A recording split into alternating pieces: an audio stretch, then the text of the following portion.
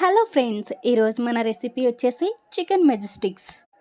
ఇది నేను రెస్టారెంట్లో ట్రై చేశాను. స్టార్టర్ చాలా అంటే చాలా బాగా నచ్చేసింది నాకు టేస్ట్. సో ఈరోజు నేను ఇదైతే ట్రై చేద్దాం అనుకుంటున్నా. ముందుగా ½ కిలో చికెన్ బోన్లెస్ తీసుకోవాలి. 4-5 టైమ్స్ బాగా వాష్ చేసుకుని పక్కన పెట్టుకోవాలి. 3 టేబుల్ స్పూన్ మైదా, 2 టేబుల్ స్పూన్ కార్న్ఫ్లోర్, కొంచెం salt and baking powder mix చేసి, అలాగే అల్లం వెల్లుల్లి పేస్ట్ చేసుకుని 1 టేబుల్ స్పూన్ అల్లం వెల్లుల్లి పేస్ట్ యాడ్ చేసుకుని బాగా మిక్స్ చేసుకోవాలి. అదంతా మిక్స్ అయిపోయేలాగా. తర్వాత ఒక ఎగ్ బ్రేక్ చేసుకుని అది దానిలో వేసుకుని మొత్తం కలిసేలాగా ఒక 10 నిమిషాలు బాగా కలిపేసుకుని పక్కనైతే పెట్టేసుకోవాలి. ఒక 30 మినిట్స్ మ్యారినేట్ చేసి పక్కన పెట్టాలి. ఇప్పుడు కడాయి పెట్టుకుని ఆయిల్ పోసుకుని ఆయిల్ హీట్ అయిన తర్వాత ఈ చిన్న పీసెస్ వేసుకుని ఫ్రై చేసుకోవాలన్నమాట. వీడియోలో చూస్తున్నారు కదా, ఇలా వేసుకోవాలి. ఇది ఓన్లీ సిమ్లో పెట్టుకుని మాత్రమే ఫ్రై చేయాలి. హై ఫ్లేమ్లో పెడితే ఆ పీస్ అనేది లోపల కుక్ అవ్వదు, మనకి సరిగ్గా కూడా రాదు. సో ట్రై చేసినప్పుడు మాత్రం లో ఫ్లేమ్లో పెట్టుకుని కుక్ చేసుకోవాలి.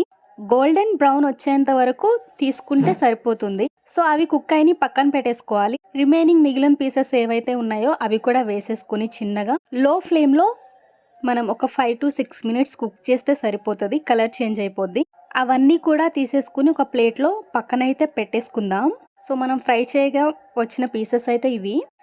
ఇప్పుడు ఒక కడాయి తీసుకుని 2-3 వెండిమిర్చి అయితే వేసుకోవాలి. అల్లం వెల్లుల్లిపాయలు, పచ్చిమిర్చి, అలానే జీడిపప్పు ఇవన్నీ ముందు కూడా మనం కట్ చేసుకుని పెట్టేసుకోవాలి. ఇవన్నీ కూడా కొంచెం కొంచెం యాడ్ చేసుకుని ఆ పచ్చి స్మెల్ ఏదైతే ఉందో అది పోయేంత వరకు ఫ్రై చేసుకోవాలి.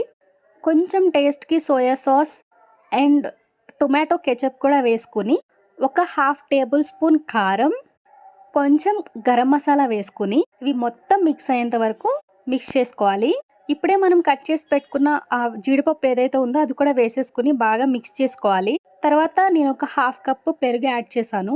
అది అంతా బాగా మిక్స్ అయ్యేంత వరకు కలిపేసేయాలి. ఫ్రై చేసుకుని పక్కన పెట్టుకున్న పీసెస్ కూడా దీంట్లో వేసేసుకుని ఆ మసాలా మొత్తం ఆ పీసెస్కి పట్టేంత వరకు మనం ఒక 5 మినిట్స్ నాన్ స్టాప్గా మిక్స్ చేస్తూ ఉండాలి. ఫ్లేవర్ కోసం కొంచెం కరివేపాకు యాడ్ చేసి ఒక 5 మినిట్స్ తిప్పేసుకుని స్టవ్ ఆఫ్ చేసుకుంటే మనకి కావాల్సిన చికెన్ మెజెస్టిక్స్ అయితే రెడీ అయిపోయాయి. ఇప్పుడు వీటిని మనం ఒక ప్లేట్లోకి తీసేసుకుని సర్వ్ చేసేసుకుందాం.